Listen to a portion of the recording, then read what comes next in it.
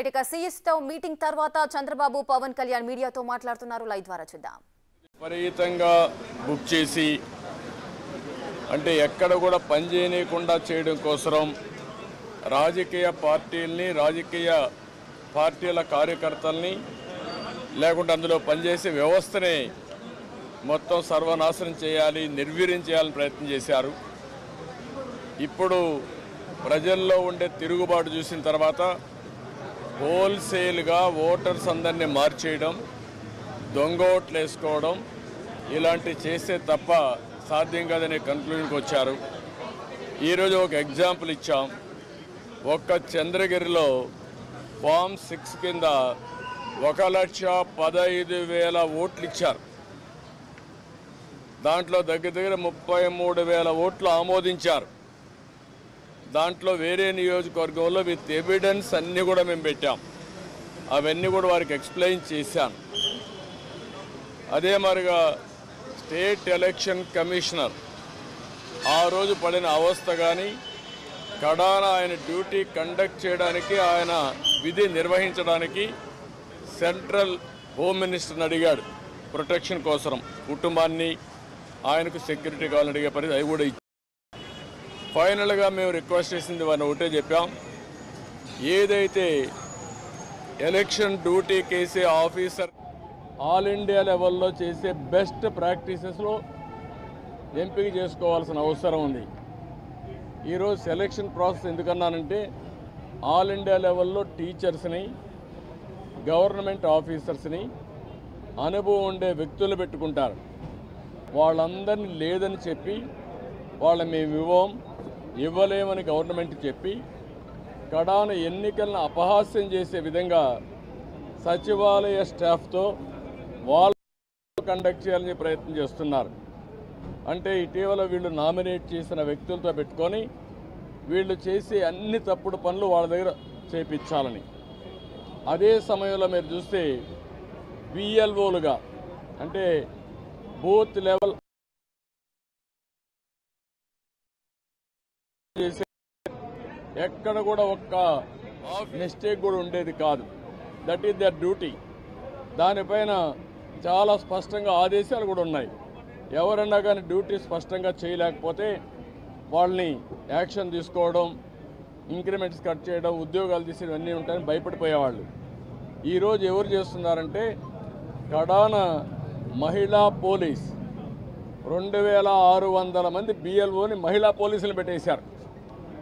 ఇది నాకు ఆశ్చర్యం వేస్తుంది. 83 నియోజకవర్గంలో మహిళా పోలీసుల్ని బిఎల్ఓకి పెడితే వాళ్ళకి మహిళా పోలీసులకు ఏం తెలుస్తుంది ఇవన్నీ అంటే? ఇంకొక పక్క వై ఏపీ నీడ్స్ జగన్ అని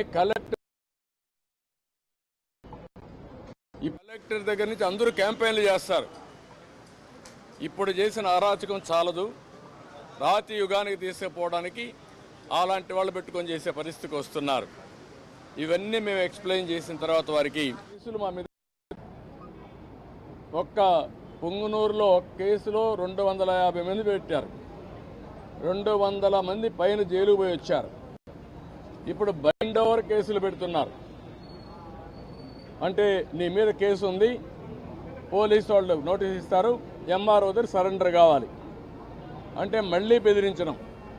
ఎలక్షన్లో ఎవరిని పని చేయనీయకుండా నిర్వీర్యం చేయడానికి, లేకపోతే మళ్ళా వాళ్ళని అరెస్ట్ చేయడానికి ప్రయత్నం చేసే పరిస్థితి వచ్చారు.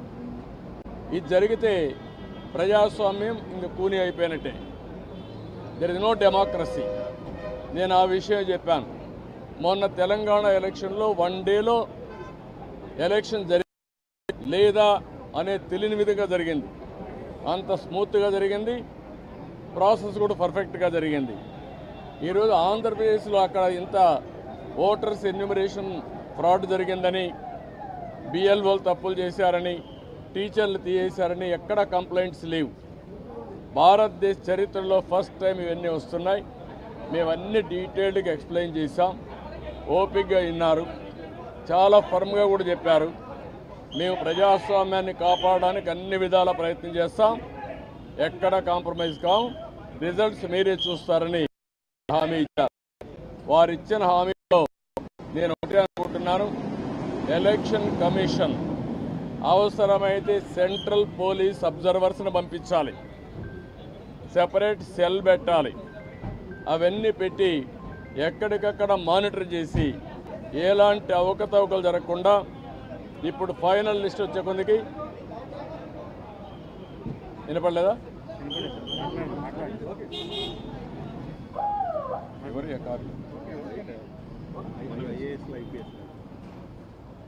ఎప్పటికప్పుడు మానిటర్ చేయాల్సిన అవసరం ఉంది. ప్రజాస్వామ్యం కోసం మా ప్రయత్నాలన్నీ మేము చేస్తున్నాం, ఇంకా చేస్తాం, దాని గురించి సందేహం లేదు. ఒక్క ఓటు దొంగ ఓటున్న ఎలక్షన్ కమిషన్ దృష్టికి ఎప్పటికప్పుడు తీసుకుపోవడమే కాకుండా వీళ్ళు చేసే ప్రతి ఒక్క తప్పుడు పనిని మేము ప్రతిఘటిస్తాం, ప్రజాస్వామ్యాన్ని పరిరక్షించుకుంటాం.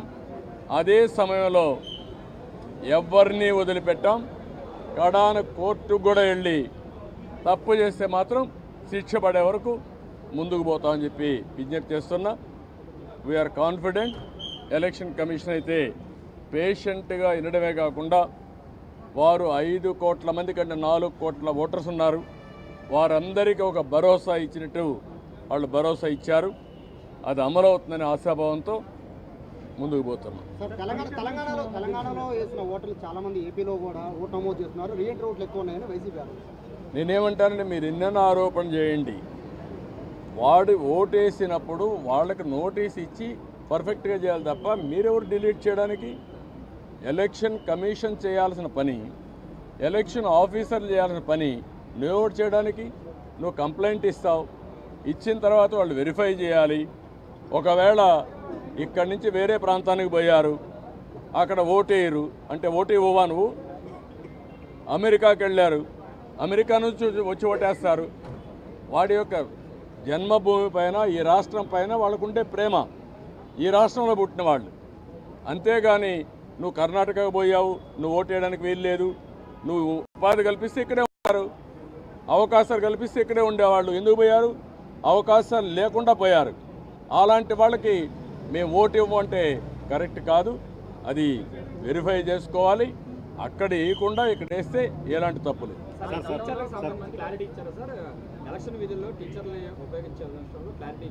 నేను అన్నీ చెప్పిన తర్వాత వారు విన్నారు, చేస్తామనే విధంగా చెప్పారు. ఎట్టి పరిస్థితుల్లో సచివాలయ స్టాఫ్ని వేయడం కరెక్ట్ కాదు. సెలక్షన్ ప్రాసెస్ కాదు, competitive best practices all over the country ఏవైతే చేస్తున్నారో అవే చేయాలి.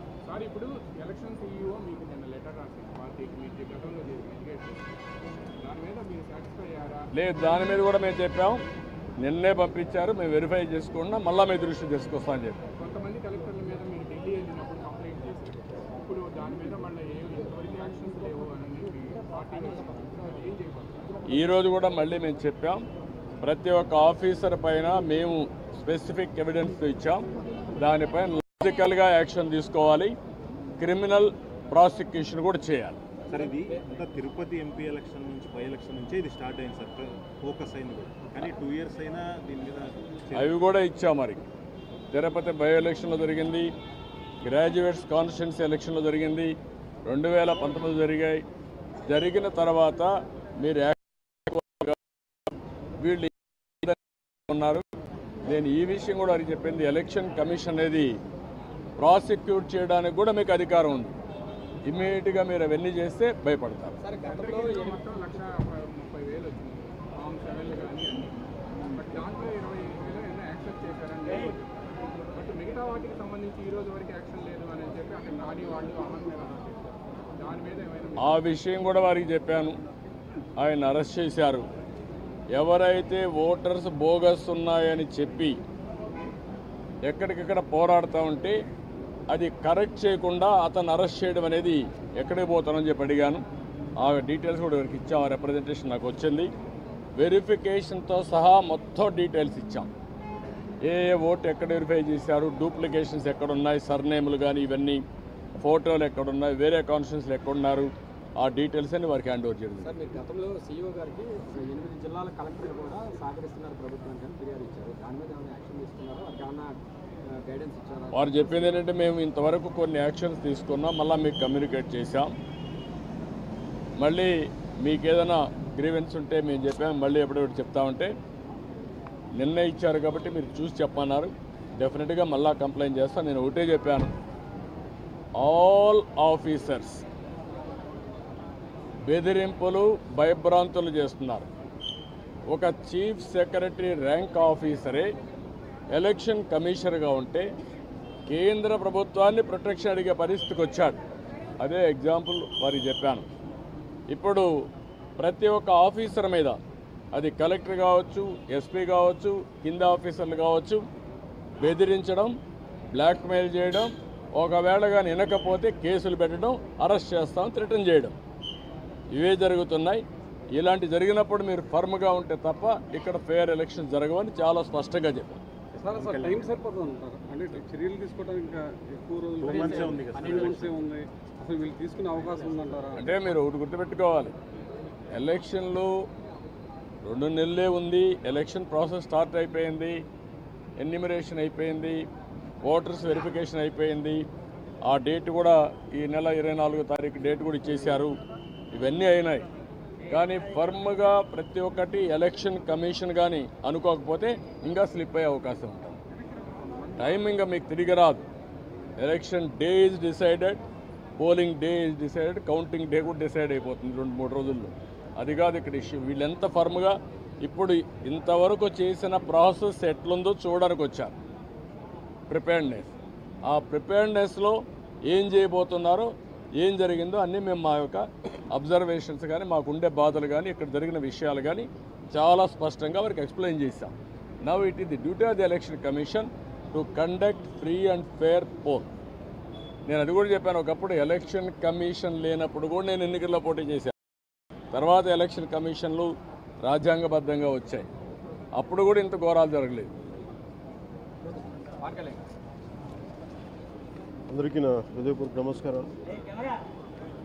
ఫస్ట్ టైం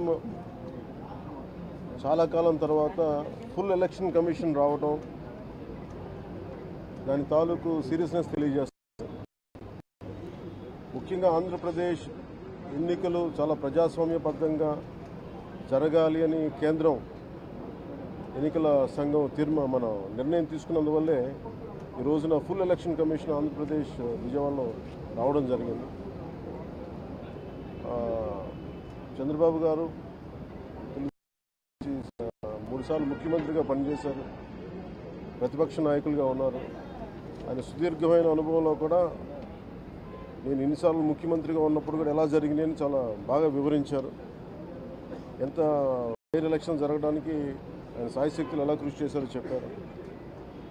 జనసేన తరపు అలాగే వైసీపీ ఏమేం చేసింది ఇప్పుడు దాకా, దొంగ ఓట్లు ఎలా రిజిస్టర్ చేశారు, చంద్రగిరి ఇందాక మీరు చెప్పినట్టు చంద్రగిరిలో దాదాపు 1,00,000 పైచిలుకు ఓట్లు దొంగ ఓట్లు నమోదు చేస్తే దాదాపు దాంట్లో 1/4 ఆల్మోస్ట్ దాన్ని యాక్సెప్ట్ చేశారు. ఇలా ప్రతి చోట, ప్రతి నియోజకవర్గంలో, ప్రతి బూత్లో ఏ స్థాయిలో దొంగ ఓట్లు నమోదవుతున్నాయి, ఎలా తీసేయాలి, వీటి మీద చాలా స్పష్టంగా వివరించారు. జనసేన తరఫు నుంచి నేను ప్రత్యేకంగా వివరించింది ఎలక్షన్ కమిషన్కి, మా వైసీపీ ప్రభుత్వం వచ్చినప్పటి నుంచి లా అండ్ ఆర్డర్ కంప్లీట్గా దిగజారిపోయింది.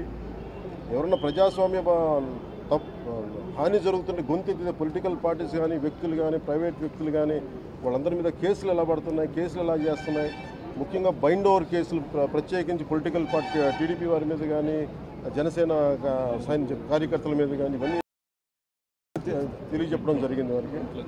అలాగే పోలీసు అధికారులని ఇప్పుడు సడన్గా మారుస్తూ ఉన్నారు. లాస్ట్ 2 నెలలుగా మార్చేస్తూ ఉన్నారు. మళ్ళీ ఎన్నికలు సంఘం వచ్చేటప్పటికి మళ్ళీ వాళ్ళకి కావాల్సిన అధికారులను తిరిగి అక్కడ వేయించుకునేలాగా తీసుకొచ్చిన ప్రణాళికలు చేస్తాం. అది కూడా బలంగా తెలియజేస్తాం. అలాగే మహిళా కానిస్టేబుల్స్ ప్రత్యేకించి సంబంధం లేని చోట్ల వాళ్ళు దాదాపు 87 నియోజకవర్గాల్లో వాళ్ళు పెట్టారు. అది వాళ్ళు దూరం చేయమని ప్రత్యేకంగా ఆయన వివరించారు. నేను ఇంకోటి ప్రత్యేకించి నేను చెప్పింది ఏంటంటే వాలంటీర్స్ అనేది విలేజ్ సచివాలయం అనేది ప్రత్యేకించి అది యాంటీ కాన్స్టిట్యూషనల్ బాడీ. వాళ్ళని దయచేసి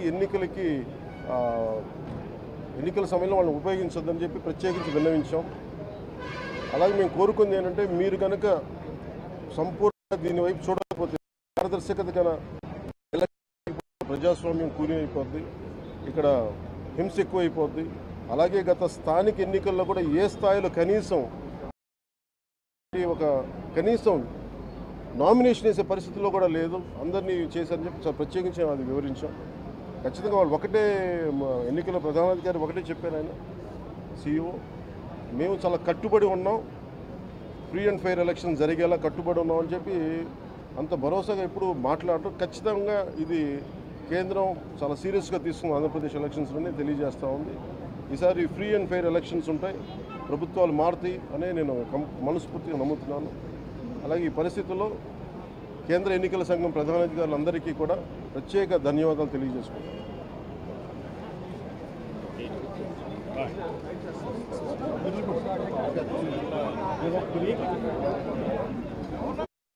కేసులు అయితే మా మీద విపరీతంగా బుక్ చేసి, అంటే ఎక్కడ కూడా పనిచేయకుండా చేయడం, రాజకీయ పార్టీలని, రాజకీయ పార్టీల కార్యకర్తల్ని, అందులో పనిచేసే వ్యవస్థని మొత్తం సర్వనాశనం చేయాలి, నిర్వీర్యం చేయాలని ప్రయత్నం చేశారు. ఇప్పుడు ప్రజల్లో ఉండే తిరుగుబాటు చూసిన తర్వాత హోల్సేల్గా ఓటర్స్ అందరినీ మార్చేయడం ఇలాంటివి చేస్తే తప్ప సాధ్యం కాదనే కన్క్లూజన్కి వచ్చారు. ఒక్క చంద్రగిరిలో ఫామ్ 6 కింద 1,15,000 ఓట్లు ఇచ్చారు. దాంట్లో దగ్గర 33,000 ఓట్లు ఆమోదించారు. దాంట్లో వేరే నియోజకవర్గంలో విత్ ఎవిడెన్స్ అన్నీ కూడా మేము పెట్టాం. అవన్నీ కూడా వారికి ఎక్స్ప్లెయిన్ చేశాను. కేసులు అయితే మా మీద విపరీతంగా బుక్ చేసి, అంటే ఎక్కడ కూడా పనిచేయకుండా చేయడం, రాజకీయ పార్టీలని, రాజకీయ పార్టీల కార్యకర్తల్ని, లేకుంటే అందులో పనిచేసే వ్యవస్థని మొత్తం సర్వనాశనం చేయాలి, నిర్వీర్యం చేయాలని ప్రయత్నం చేశారు. ఇప్పుడు ప్రజల్లో ఉండే తిరుగుబాటు చూసిన తర్వాత హోల్సేల్గా ఓటర్స్ అందరినీ మార్చేయడం ఇలాంటివి చేస్తే తప్ప సాధ్యం కాదనే కన్క్లూజన్కి వచ్చారు. ఒక్క చంద్రగిరిలో ఫామ్ 6 కింద 1,15,000 ఓట్లు ఇచ్చారు. దాంట్లో దగ్గర 33,000 ఓట్లు ఆమోదించారు. దాంట్లో వేరే నియోజకవర్గంలో విత్ ఎవిడెన్స్ అన్నీ కూడా మేము పెట్టాం. అవన్నీ కూడా వారికి ఎక్స్ప్లెయిన్ చేశాను. కేసులు అయితే మా మీద విపరీతంగా బుక్ చేసి, అంటే ఎక్కడ కూడా పనిచేయకుండా చేయడం.